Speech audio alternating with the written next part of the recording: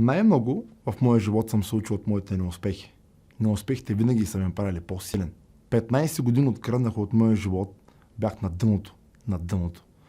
Не знаех кой съм аз, не се познавах, не знаех какво мога да правя, не знаех какъв ден съм, кой час е. Не знаех дали живея.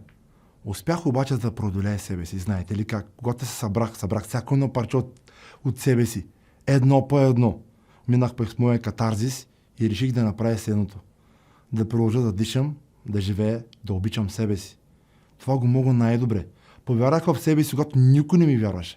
Станах сам, без никой да ми помага. Мачках по пътя си всичко, което ми пречи. В хубавия смисъл на думата. Успях, защото инвестирах в себе си. Всяка една стъпка моя мислих разумно. Няколко хода напред. Спечелих малко пари, инвестирах ги по правилния начин и сега мога да кажа, че печеля доста добре и монетизирам доста добре. Израснах много повече, отколкото бях преди.